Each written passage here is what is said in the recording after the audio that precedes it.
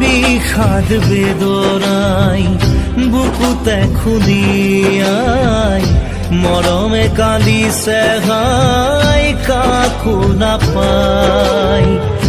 বিষাদ বেদনাই বুকুতে খুলিয়াই জীৱনে কান্দিছে হাই পাই হেৰুৱাই।